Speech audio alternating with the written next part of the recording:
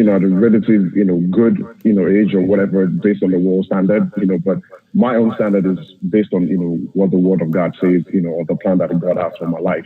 So having to go through, that journey of being able to, see what God has for me in life, got me to a point of, what, no matter what it is that I find myself, whether, I want to be, going to a career or owning my business, of course, being a parent, having my own children, I'm going to do it with the help of God. Not, to the, the way the world sees it or not the way the world wants me to do it. Because the truth is, God is the one that owns our life in his end. And, so it's better for me to follow that path, than the way, the world sees it. And for the person, the scenario that you gave, the truth is, I mean, it's really how God has it all put together, because I know that, everything happens for a reason, so if the fact that, you have to, leave one thing for something, yes, the decision that you're making, but with the help of God, hopefully that, that it will all come in full circle. And you are able to go into that path, that you have, and, just knowing that God is going to help you through it. So, I mean, that's really what I have to say in terms of having to have all three together. But it is a gift, and it is something that you get to do. As a parent, not seeing it as something that I have to do, because the moment you start to see, parenting as something that I have to do, then you're going to be throwing different things at it. You're going to be frustrated at some point, when you don't get to follow your passion. Which came, what someone mentioned earlier about, career being your passion, following your passion. So first of all, if you find yourself, as a parent, seeing it as, as something that that you get to do, and everything else that comes after that, it's also an opportunity. It's also a gift for making sure that, nothing suffers in terms of you being, a parent. And of course, as we all know it, there's time for everything. So if you're able to balance it out by the grace of God, you will definitely see yourself, where He wants you to be. Thank you. Thank you so much, Kunle. As you were talking, and there's so much that everybody is saying that is so important. I was trying to follow what you were saying, and I was actually also reflecting back on what Bumi said and what a few people said. I and correct me if I'm wrong. So, in essence, for here and now, for the panelists that have spoken, this is a life we can live all three together at once. But I think there's one common denominator that everybody's kind of saying one way or another is that we need God's help. There's a God factor in it, and then there's a personal factor in it in terms of you have to be connected and you have to be open to that God factor in leading and then living the life, as in not a chore, but living it. Did I get that right? Did I say it wrong? Because and something that Bumi said about talking to her child, that sounded so small, but I think that's a huge thing. Not being, because one of the things that one of the foundational reasons that World of a Parent came to be is this idea that parents know it all. There is no such thing as that. Know what? Children are different. Your life is different. Circumstances are different. And thank God for us here. We are working on the principles of God, but these are all factors that make life different. And I feel like what, oh my God, somebody thought, I'm going to read this. I want people that are listening to know, please, I'm not ignoring you. I just want our panelists to help us first before we start to take questions. There are questions that are waiting for you. I don't know if everybody can see it. I think they were sent to everyone. I mean, some of the questions to send to everyone, but we'll take the questions later on. So this issue of parents need to know it all, and we need to be all perfect, and know what's up at all times. There's no such thing as that. There's a place for I don't know what I'm doing anymore. There's a place for it's true. There's a place for questions. There's a place for I'm at a crossroad. I think this is right, but this also looks right, and I don't know where to go. And so coming back, yes, we constantly have to check in with God, but we have to be in reality. I believe that in everything we're doing, as we are painting this life, living the life, doing the career and everything, we also need to be true to our situations, true to our circumstances, because I feel that that's the bulb of the flower that is blooming. You cannot have, let's say I'm sorry, I'm very I my imagination runs wild, and that I speak by giving like life examples. The way I see it is, if we have a rose blooming, yes, it's a rose, but please do not expect a pink rose from a yellow rose bulb.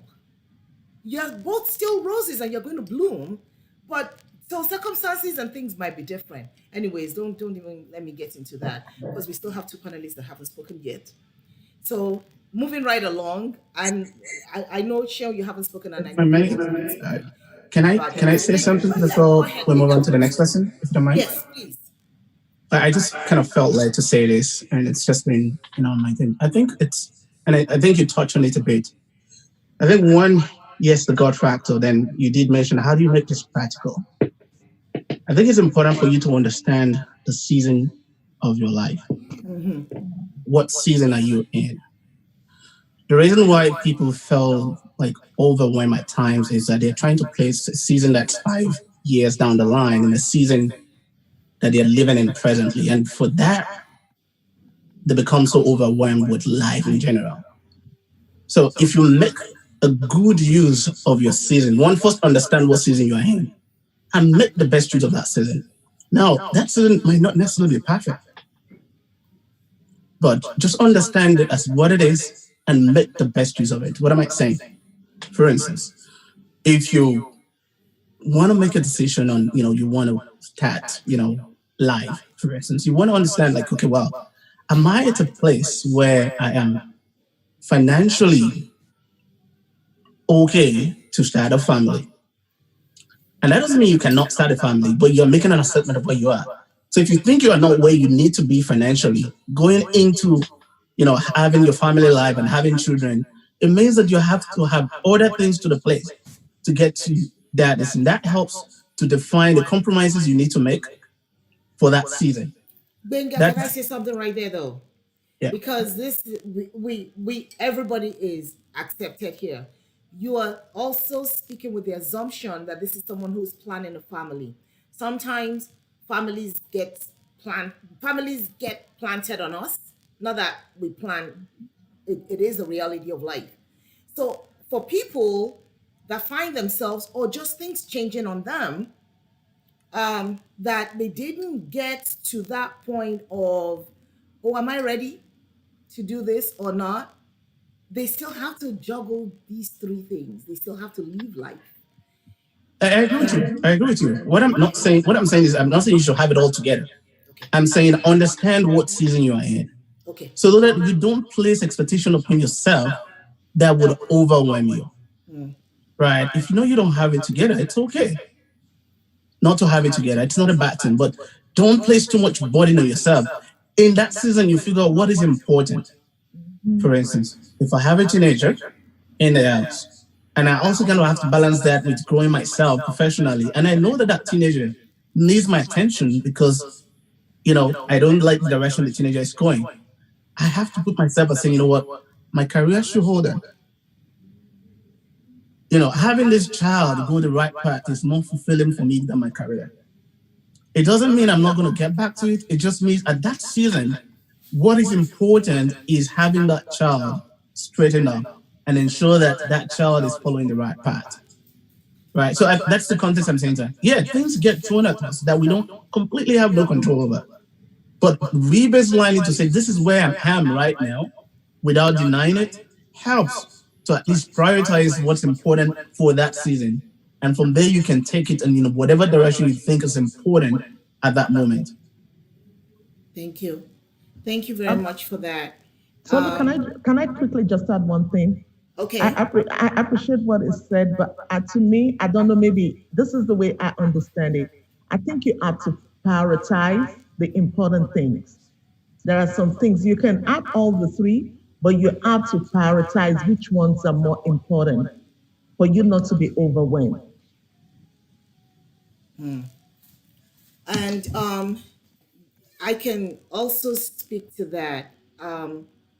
I'll give a quick example, and again, this might run in the background when we as we speak on.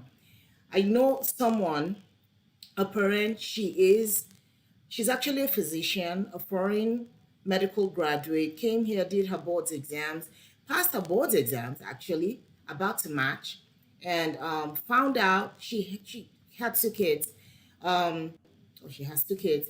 One, the older one, doing well, doing okay, and then the second one, she suddenly found out that she had an autoimmune disease, and not just that, she suddenly had not multiple organ failure, multiple Okay. the comorbidities were just popping up here and there. And so the parent, the mom, the dad had his career going in the military, doing well. The mom, who just finished her boards exams, about to match, found this out. Daughter in the hospital, couldn't do anything. Eventually, she got a job. It was in, I think in the beginning it was just to get a job, to keep going. But as things unfolded for this child, she discovered that she couldn't leave the child to be taken care of by anyone but herself. Guess what?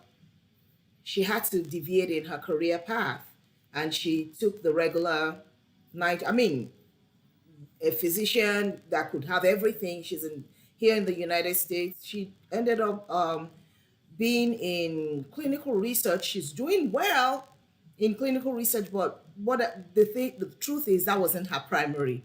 And just to speak to what Wendy just said, that sometimes prioritization, and sometimes it gets pushed on us, not because we planned it, not because it's just what we do it on the fly, just because.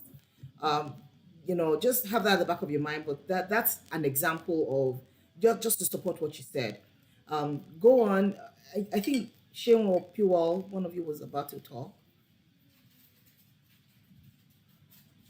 Um, okay. All Sure. right. So I was going to contribute and say that I'm going to start off by saying, or rather quoting Frederick Douglass, who was one of the abolitionists of slaves. And he said, once thoroughly broken down, who is he that can repair the damage? I see that, I listen to that, I hear that, and I attribute that to children, and that you have a narrow window to make a positive impact on your child before it becomes too late. And so, I think literally by the time going by American standards, by the time your child is 18 years old, they were considered adults, they're out of the house, they're onto college. And the moment your children begin to live outside of the home, you have very minimal control on raising them at that point in time. So you literally have 18 years to get it together, to get them to a good foundation, 18 years of laying a very good foundation. I mean, the job of a parent never ends. It continues for, donkey years, for as long as you're alive. But the years to lay the foundation is just 18 short years. 18 years seems like a long time, but it's a very short 18 years. Mm-hmm. And what you do in that space of 18 years determines what happens for the rest of the child's life. If the child lives for 100 years old, right? So that's laying the foundation for 18 years, for 82 years to come. And so it requires a lot of sacrifice, unfortunately, a lot of sacrifice. And I don't see, and maybe you're in the season of you running a business or this or that. I also think that if anything else should take you away from doing what you need to do with your children, which is laying the right foundation, physically, emotionally, spiritually, financially, all of those things, If whatever it is that you personally want to do takes you away from that, there's no going back. You cannot raise an 18-year-old. Most of them, once you miss it at 18 years, once you start correcting them at 18, they'll be like, where were you before? You want to now start teaching me how to do this at 18 when you didn't teach me when I was 2 or 3 or 4 or 5? Whatever it is that you're trying to do, if it's something that you're passionate about, one thing I've learned about life is this. If it's something that is God's will for you to do, your season is every day. That season is never going to end. The same season that you had in 2002 is still going to be there for you in 2008 when you actually have the ability to focus and do those things. Especially if you're going by an innate gift, something that you've been gifted, something that it doesn't go away. So if I'm a prolific writer, if I'm good at speaking and all of that, I'm not going to be good at speaking at 18 and then I don't know how to speak at 30. I'm still going to have that gift and I'm going to be able to run with it. But, and I see parenting as, like I said, a gift, right? God has given me this human being to be a parent of. It's an incredible gift. There is no personal thing that I want to do in my life that's of more impact or weighs more on me than that gift. And if I have to sacrifice 18 years of my life to do that, 18 years goes boom, like this. I still remember my journey to Murtala Mohammed Airport when I was coming to America 20 years ago. It would actually be 20 years in August. And to think 20 years has passed that way, you know? And so, I just see it as a lot of sacrifices have to be done. And I always say, and I think part of the thing that I was thinking, someone in the comment section had said she was, feeling some sort of way about raising a child. I'm just thinking, listen, if your children are home with you, they're not in foster care, no one has come and taken them from your home from you, they're at home with you, you have a roof over your head, they have clothes on their back, even if it's ramen noodles that you have in your cupboard, right? Trust me, you are doing a fantastic and an awesome job. And I need to pat yourself on the back. You know what I mean? Not everybody gets it together or has it together. And everyone's parenting style is entirely different. While somebody else might be dressed from Gucci top to bottom, you see them outside, you're thinking, I can only afford cheap clothes for my kids. But guess what? Your children might be way sound emotionally than that person's Gucci-fied children from top to bottom. So you don't dare compare yourself or think you're doing less than anybody. And my basics are, you have a roof over your head. Your children, no one has taken your children away because you abused them, you couldn't provide for them, or you're homeless, you're jobless. Hey, even if it's singlets, they can wear in the house. You still have something. Listen, you need to applaud yourself and tell yourself you're doing well. And what you need to do, the next thing you need to do is we thank God for the country that we're in and for the world of technology that we're in today. There are 1,000,001 resources everywhere for you. So the moment you begin to feel I'm not doing well, I'm not doing as much, I'm lagging behind in this, and there's no structure, believe me, just the way you feel, there's like 1,000,000 and other mothers out there who are feeling that way. And out of the 1,000,000 and more mothers out there feeling that way, 100,000 of them have found a solution to that problem. And out of 100,000, another 10%, 10,000 of them have put that information on the internet so that people like you can find it. So if you are able to listen to what we're saying, you have access to the tools that you need. Go online and find the resources that you need. It's available. But don't you beat yourself up at all. It's a process. It's a journey. But it's 18 short years. And believe me, you have that chance. And I think there's that Yoruba proverb, I don't even have it, says that, the child that we don't raise well is the one that will not let the village sleep at night or something like that. Yes, you know what it is? Yes. So it's that child that you're not investing in when you need to do that investment in. Maybe the child that will not give you the peace of mind when you need that peace of mind and you need to be retired from actively raising a child. So that's what I have to Thank you put so in there. much, Jim, for that contribution. I always say this. It's one of the common things I say. Stop trying to be like the Joneses. There's no such thing in parenting as I'm going to be exactly like my neighbor. There's no such thing. It's like a mirage. What you think you're seeing is not what you're seeing. It's not really what you're looking at, or what you're looking at, it's not what you're seeing. However that goes.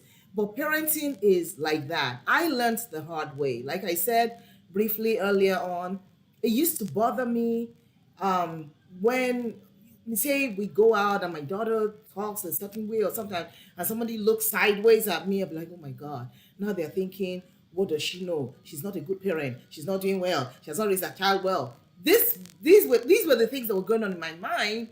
And then I would lash out at my daughter based on that you're such a disgrace. You're so, the African thing will jump out until I started to realize that, wait a minute. First of all, the person who's looking at me and my child, we did not sleep and wake up in the same house, under the same temperature. We didn't just eat the same food. She's not under the same kind of pressure that I'm under, and I'm not under the same kind of pressure that she or he is under. My daughter, I don't know what she's been through in school. I don't. She doesn't know what she's been through in school, at home, what the conversation was, and these are just everyday things. It might just be that, why did you stick your hand out of the window? That might be the conversation we were having, that laid the foundation for whatever the attitude was. But me now trying to base somebody else's judgment of my child as the gospel, I did that for a while. I'm not proud to say it, but you know what? I made that mistake too, and a lot of parents make that. So thank you, Chef, for saying that. We need, as parents, we need to give ourselves props sometimes, a lot of times, for the mundane things of life.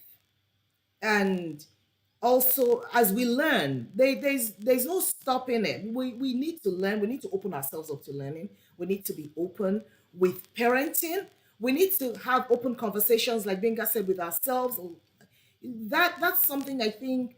This is not an African forum, but I have to say it. Africans don't do, maybe our generation, we're changing things a little bit. We don't do a lot of reflection, reflecting on things. We tend to take things as, that's the way it is, or that's the way it's supposed to be. There's no such thing as that's the way it's supposed to be.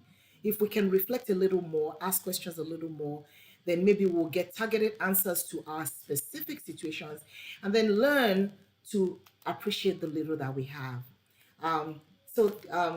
Thank you so much again, Cheon. Pewell, you were going to say something. Sure. Everyone has spoken so well. I'm like, I don't know if I can add anything else to what's been said. But I think they hit the nail on the head. And for me, when I think about raising my children, or I have twin boys who are going to be 4 in about a week or so, and they remind me every day that it's going to be their birthday soon.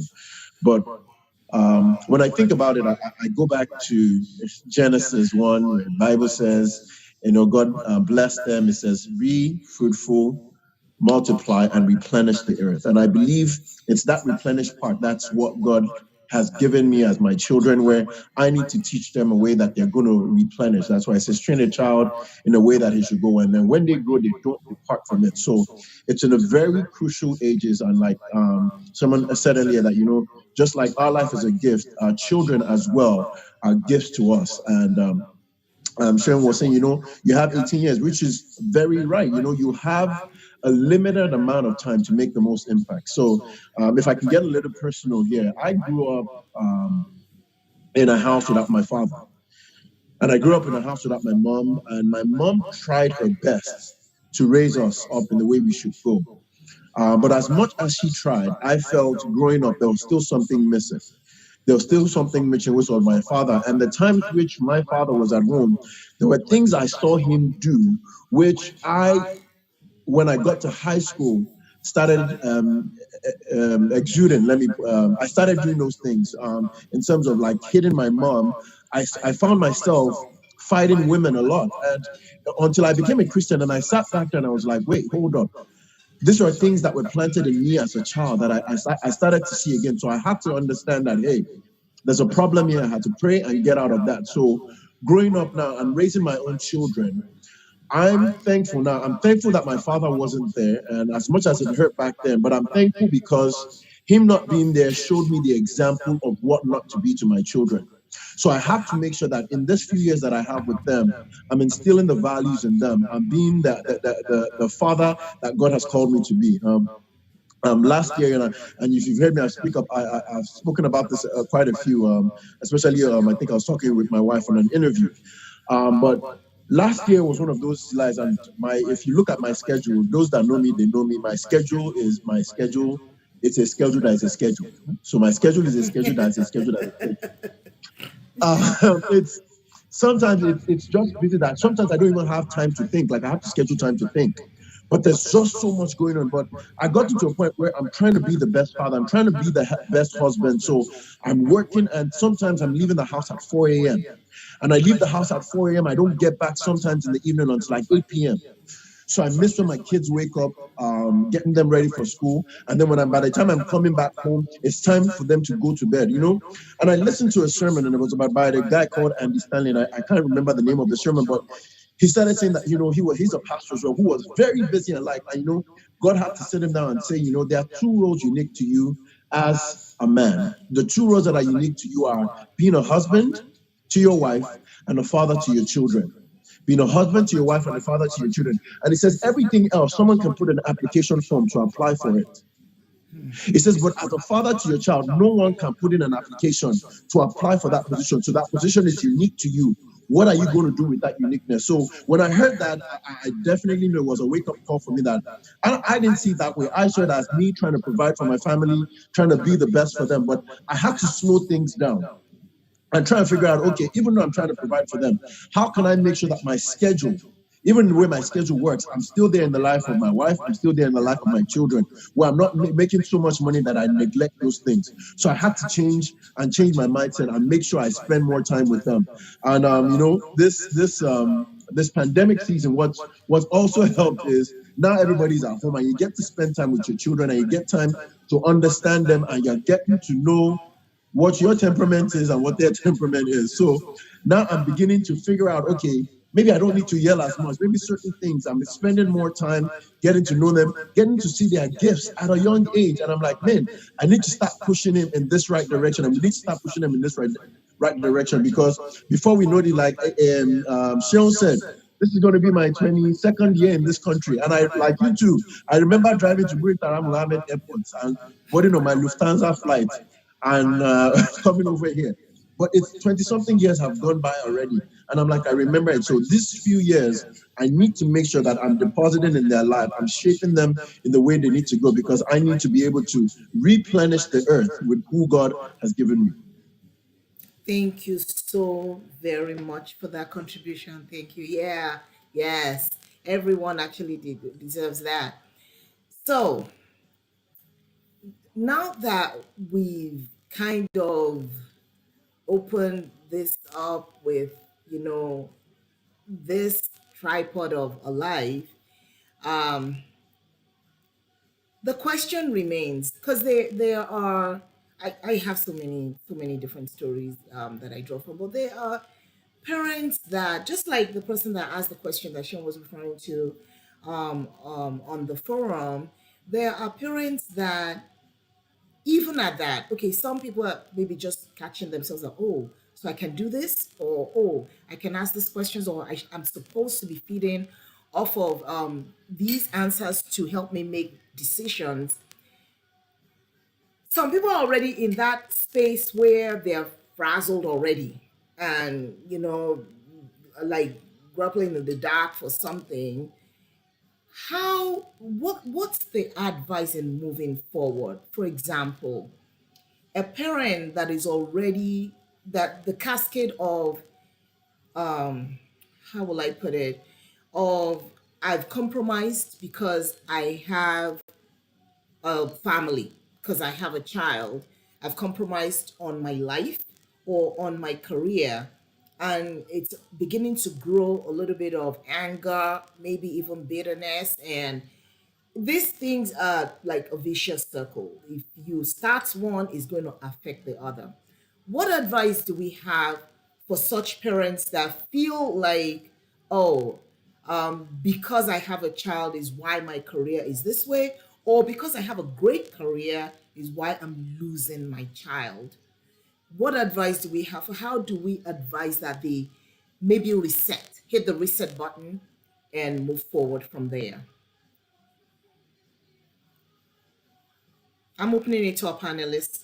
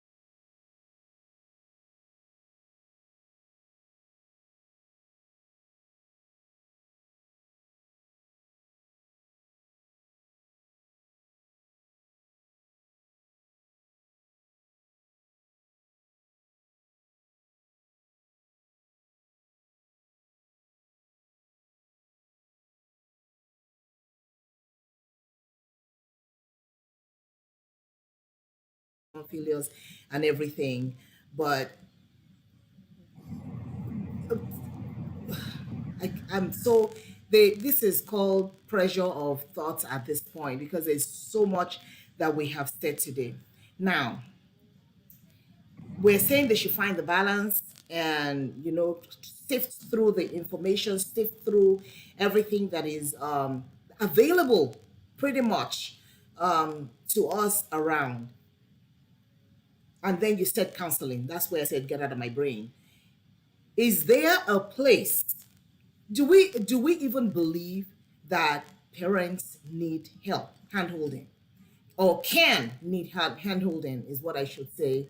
Is there a role of coaching, parenting coaching, or counseling in parenting these days? In the art of parenting, is there a place for that?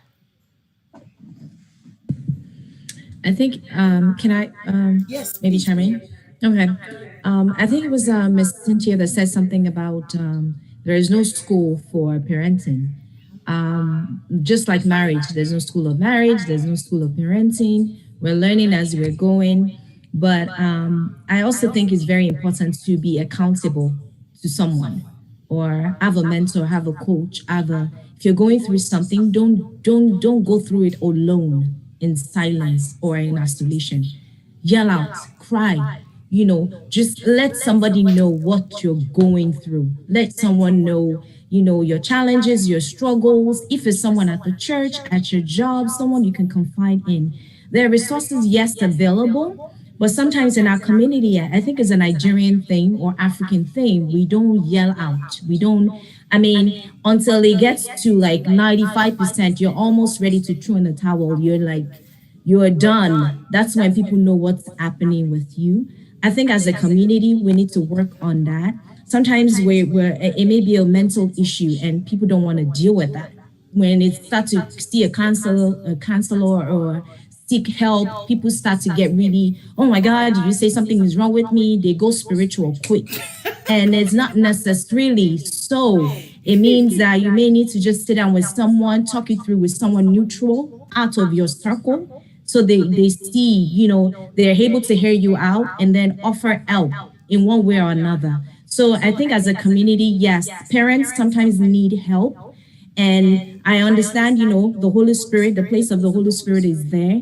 He guides you in all truth, to all truth, as the Bible says. But then at the same time, He sends people too as well that are maybe around you or by you. And those are the people that they won't know what you're going through unless the Lord really lays it on their heart to know what you're going through. So it's good to seek help. It's not working. Just say, Uncle, Daddy, it's not working. Can you help me out? And just be real with that. And I know God will help us. Thank you so much. That is if I can say something, yeah, please go ahead. Oh, I was going to say, I love what you just said because, and I think sometimes we put it in too much spirituality, but, sitting back here, I was just saying in my spirit that, even Jesus needed counseling. At some point, Jesus said this journey was too rough for him, and God had to send him some angels to go and counsel him in the garden. At some point as well, Moses and I believe it was Elijah, they came down to come and counsel Jesus on the walk on the race he was doing. So I think we've sometimes we were lazy, I'll put that, as Christians and especially Africans, that we feel it's just about praying. And even when we pray about stuff, God sends us the help through a counselor. And we fail to go and realize and get it. But I love that you said that. Thank you. You know what? This is something that I've experienced over the years. World of a Parent is going to be 8 years old on the 20th of this month. And what I found out, we started as just a Facebook page where people can ask questions, bear your heart out. And I found out that people will rather go through someone who will then contact me offline with a question and then say, please, I'm still going to put it out there because it's not about me. It's not about one person knowing it, or what do I know? But it's about drawing from people's experiences, drawing from people's knowledge. The Bible says in the multitude of counsels, there's safety. That's what it's about. But we as a community, African community, I think we do that. So in fact, my brother still said it. So I told him when he first got married, I said, you guys need to go to counseling. He was a counsel. No counseling. Seriously, you went to school and you just said this out loud. But I think it's an African thing of stigmatization. People believe that if you show signs of weakness, quote unquote, if you show that you don't know it all, then there's something wrong with you. And I think that's where we shortchange ourselves. And we haven't even talked about like getting a professional type of counseling. It doesn't have to be a psychologist. It doesn't have to be a psychiatrist, even though those are also important. Bumi said, it can be an uncle. It can be a trusted friend. It can be that. But there's also, I didn't even know this existed before some years back, that there's such a thing as parenting coach. I didn't know that existed before. But court systems send people to them when everything is all broken down. The court system will send parents to them. I think we need to encourage our community. We need to encourage ourselves that there's a place for it and we need to make use of it because nobody knows it all. I'm not taking it out of our mouths, but let's also, we're going to start taking questions very soon. A few questions as waiting. So let me not cut you off. Kunle, I think Kunle was about to talk, or was it Benga? Yeah, I was about to kind of say something. Yes, I think there's I kind of re-echo what every other person said. But the perspective I wanted to kind of bring to the table is God said He's a potter. What does a potter do? It molds. And if you understand how you play with clay, your hand is going to be dirty. Now, in the same sense, parents are like potters molding the future. So there's no shame in the molding process. Your hand is going to be dirty. That's part of it. And in the learning process, you can't just sit in a corner that you're ignorant of certain things. It's okay if you don't know it. It's okay for you to surround yourself, even if you don't want to go to counseling, but surround yourself with support system who are possibly going through the same challenge that you're going through. One, knowing that you're not alone is itself consoling, and learning from how they do things or learning from their own pitfalls could also help. So for those who say, counseling is a stigma, which I don't think it should be, at least support yourself with, like surround yourself with support system that you can learn from as you grow. And it's important that the learning process is continuous because they're going through different stages. Some of the challenges I've seen Nigerian parents, the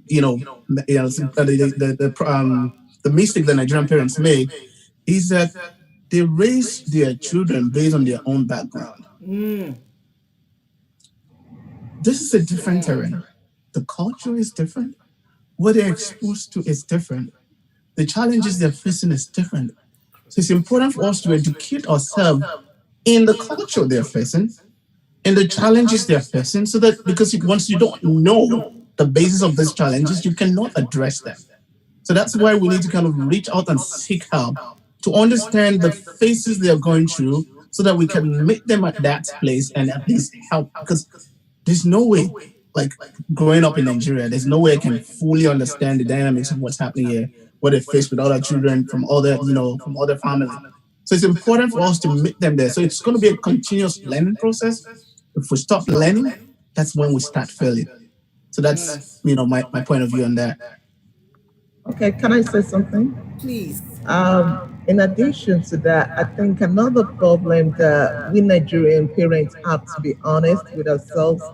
We have to accept when we're wrong, which is a big thing for us to do. And we have to be transparent because your children can never lie. They will tell you the truth.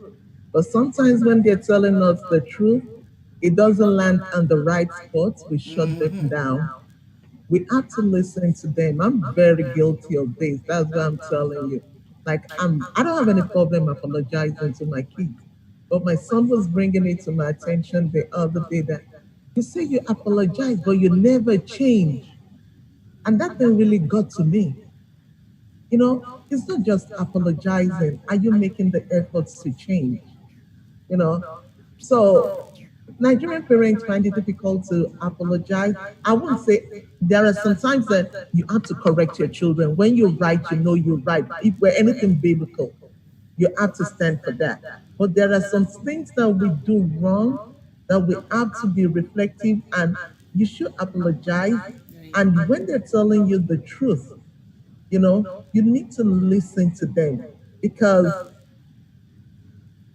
I don't have any statistics with me right now, but we're having a lot of mental illness issues amongst our kids, Okay, amongst you people are African doing too children. much getting into my head. Okay, And pull it back a little bit. it's because we shut them down. We need to be able to listen. I'm guilty of it, but sometimes when I shut things down, the Holy Spirit will say to me that, what you did was wrong. You need to go and listen. And I have to sit down again and say, okay, let's talk.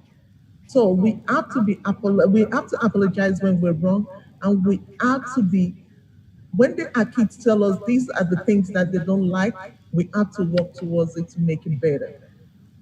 Thank you so much, Wande, for that. Somebody said earlier on, so use the word accountability. I didn't want to really deviate from what we're talking about, but to buttress what you also said, Wande, African parents, Nigerian parents, I don't know what to call it. We don't even know that we don't use that word, we don't operate with that word, but we need to also learn to be accountable to our kids. There's such a thing as being accountable to the children. That we don't do that, and the act of kindness. I feel like Africans in general, I don't actually I take that back. I think human beings in general, we take it out of the home.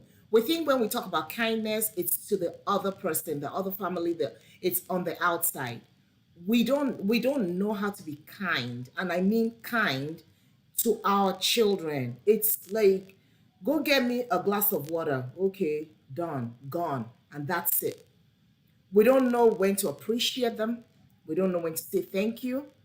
We don't know when to say please to these children because they are ours. We treat them like they're properties. I think that's something that we need to get away from. And accountability is a big one. Sometimes things get away from us. We say something we want to do, we're not able to do it, or we're not able to do it the exact way that we said we were going to do it. I don't think it's wrong addressing it. Again, buttressing what when they said, I don't think there's anything wrong in addressing it. And these are some of the things that we as parents we need to learn to begin to do.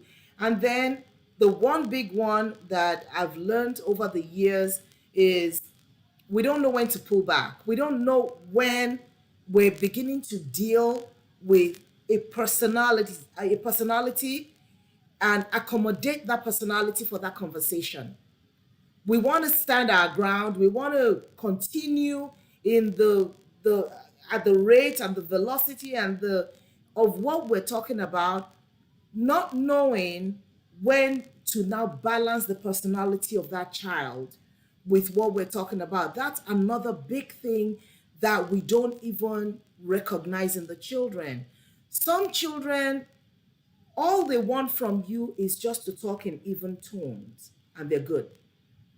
The moment you raise your voice, they're off. And there's nothing you can do to get them on that page. You might be able to enforce it, but you're not on the same page. And the switch is just even tone. No gymnastics, nothing. No flipping anything. Just even tone will get the work done. And we don't know how to do that. Again, this is all part of learning what to do. Because we're almost running out of time, I will start to read the questions out. I think everybody has. I think this was shared with everyone. But somebody did say something about, besides the spiritual, emotional support for kids, can the panelists kindly share what they have done or put in place structurally, like savings accounts, 529s, allowances for their children, and maybe advise other parents on how to do those things? Anyone? What? Can you repeat the question? Besides spiritual and emotional support for our kids, can the panelists kindly share what they have done or put in place structurally regarding savings accounts and 529s and allowances? And I just added when to start, how to go about it. Can I jump Okay. in? Sure. So with my son, I'm a single mom of an 11-year-old, and I have a savings account for him that I just throw money into, and I have mutual funds in Nigeria. So what I did one time was, I went and I took a bunch of money and I opened up a mutual fund for him as well. Interest rates are great. I have no problem with that.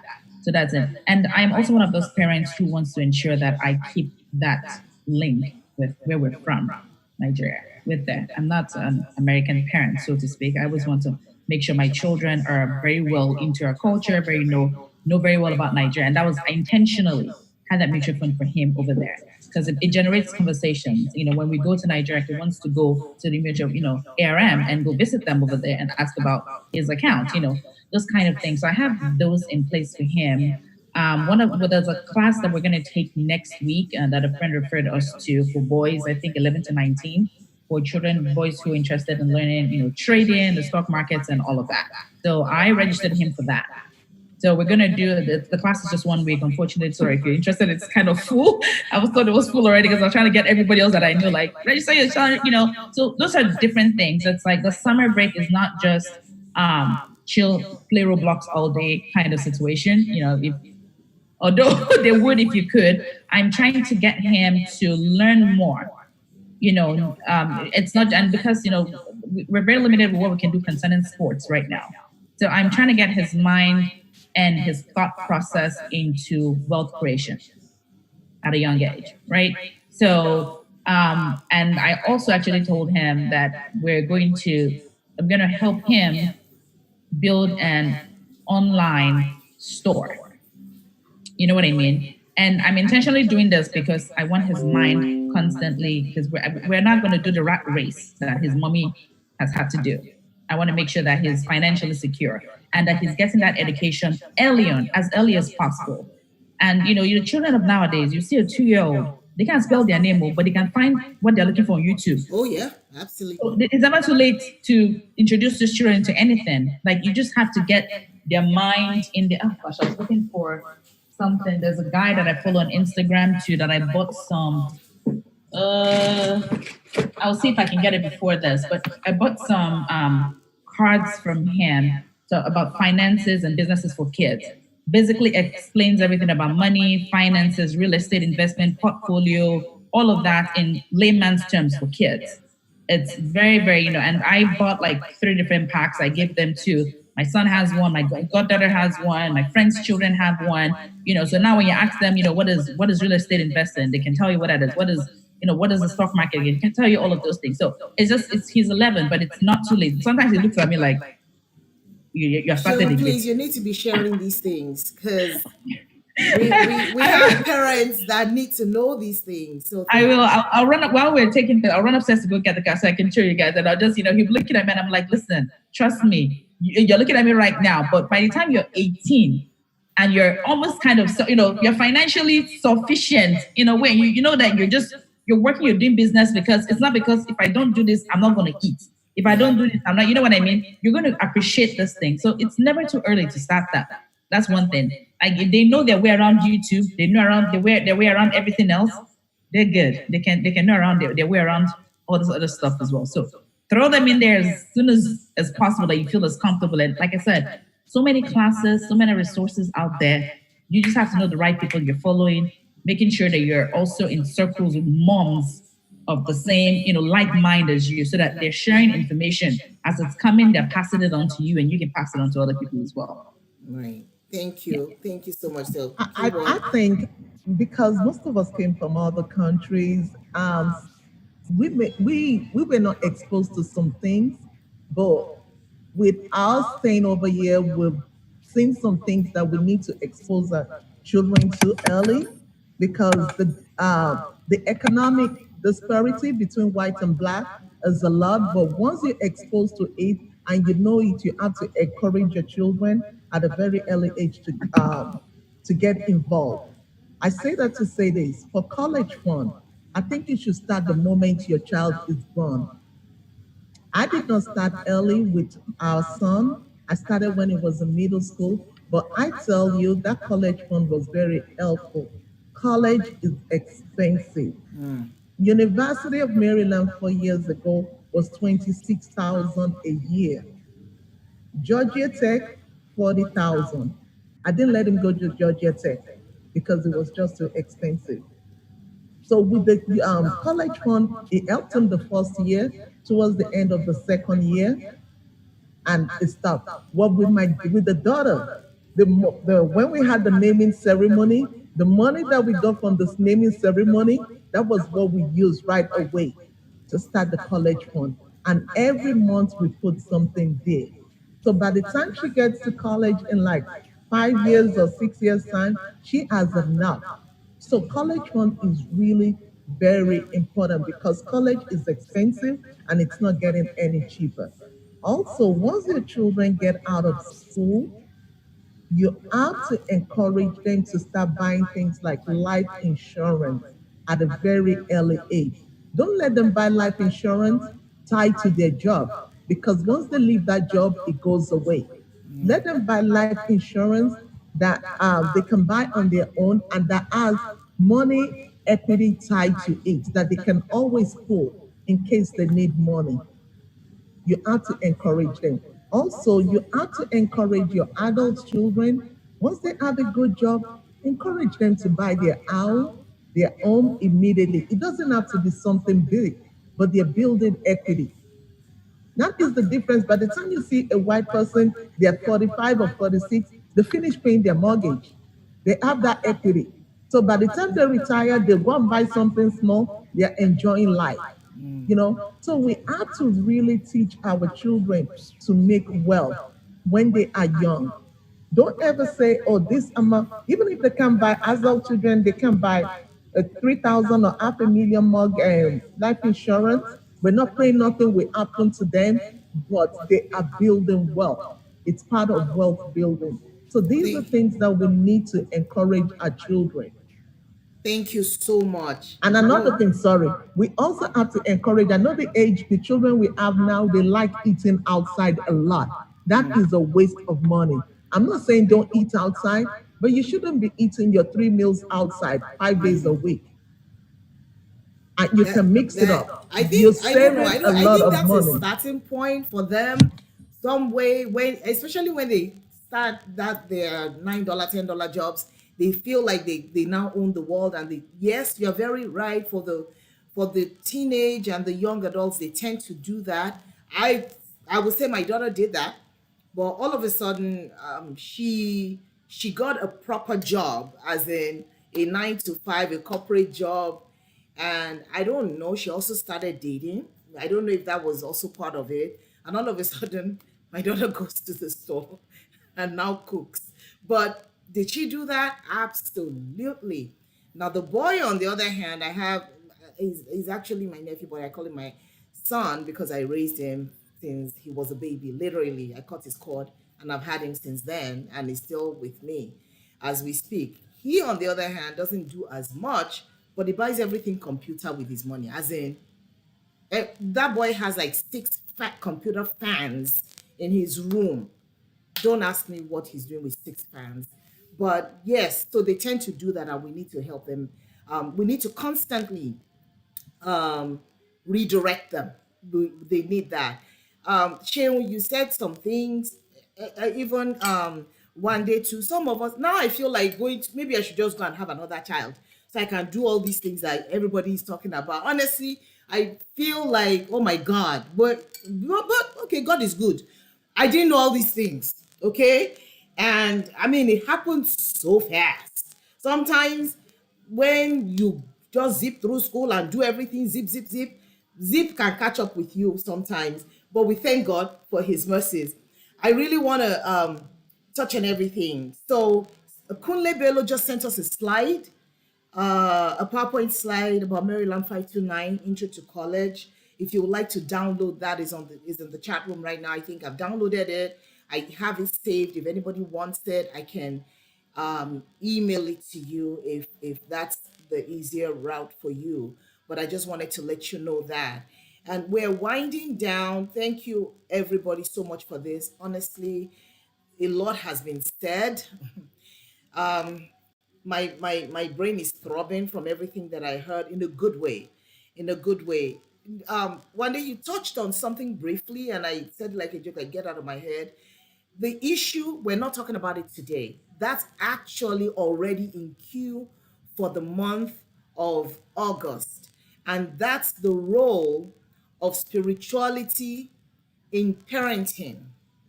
Role of spirituality in parenting, especially with mental health. And just because our panelists are here, and I know you have friends, I know you have people that you influence, this is really dear to me. Recently, something happened in another church. A young kid, I met him, I didn't know him then, but I met him briefly. One of these Nigerian kids in church that knows something, can take pictures. So every uncle and auntie that is doing something like that, he shows up to take the pictures and everything. I think that's how I met him. And no, actually this week, we're still in Saturday. This week, the boy went to a shooting range and killed himself. And Time released some things on Twitter about his depression. 22-year-old has been depressed since 16. The parents did not know. In Jesus' name, in Jesus' name. I am a believer. I believe in divine healing. I believe in health. but I'm also a physician. I know there's such a thing as mental health. I know there's such a thing as depression. And in the spirit of being transparent, my daughter passed through that briefly. My daughter passed through depression briefly, and it took divine intervention for me to recognize it, even though I'm a doctor, because depression shows up differently in girls than in boys, in teens than in children than in adults. And in adult female, depression shows up differently. And we keep campaigning people getting away from this stigmatization of mental health and doing the real thing. But also, I am more about us Christians and how we deal with mental health, especially in children. And yes, children have it. And another post on our page on Facebook, somebody posted, um, everybody's shutting. This was in England. Everybody's shutting. The kids were at home, always on his PlayStation or whatever. And I think mom and dad were home. I don't know if the dad went out or whatever. However, he got outside, coming back, saw cops and ambulances and everything in front of his house, and was wondering, okay, I mean, we're all home. What is going on? I don't know anything about anything, only to find out that another kid from another nation, not state, not community, not street, another kid from another nation who was playing PlayStation or whatever with this kid, figured out something was wrong with the kid, I guess in the communication and the trend, and called 911. And that was the only way that kid was saved. That kid was on the verge of committing suicide in the house that both parents were in. So next month, that's our conversation. We're going to have young adult panelists and adult panelists, and we want to talk about the role of faith in mental health, and especially around us. But thank you very much. I hope I've not missed, because the other question, Sean already took care of it. I hope I didn't miss any of the questions. I try to kind of slot everything in. We only have maybe 1 minute, and I just want to invite our panelists, if there's any parting words that you want to give to us. But I really appreciate every single one of us. I do not take this for granted at all. Oh yes, that. Okay. The flashcards I'm talking about, and it comes in different sizes. So, for example, you see this one says e-commerce, right? And at the back of it, it explains what e-commerce is. And this is like very kid friendly. Like this one is franchise, right? And it tells you what a franchise is. So you have the really big one, and then you have the small size one that it can carry around. You can make it like, it can turn into a game, anything. And these are just for kids. Wow. Yep. Please, you're gonna send me whatever it's called on Amazon or wherever we can get that from. Please send that to me, and I can share it with our parents. Sure. Any other parting gifts from our panelists? Kunle, Benga. Yeah, I think for me, I just want to kind of re-echo the mental health piece. I think it's important for us to pay attention to the mental health of our children, especially now that they are home. Tell them everything is fine. Engage them in more conversations. A lot of times we just leave them on their devices in their own world. There's so much going on. It could be someone bullying them online or saying unpleasant things to them via that same device that you've given to them. So stay connected, stay aware of what's going on in them, and please don't ignore any signs. Yes. Yeah, it's just been a child. No, it's not just been a child. If you have a child who is angry all the time, that child is not angry, you better start poking. We see it as anger because that's our understanding. If the child is too quiet and too nice, poke. There is no such thing as being too nice. These are really subtle signs. And a child can be depressed and be having fun, quote unquote. They can go to parties, they can do everything, hang out with friends, and they're seriously depressed. These are things that let's not open this just yet, but hopefully we'll have our parents back, the parents that are online today. But that's our next conversation. I just thought I would um, let everybody know that. Okay, go right ahead. I know we're rounding up. We any other person? Thank you, Um, all the so can I just visitors. quickly say something? Yes. I think another thing as we round up is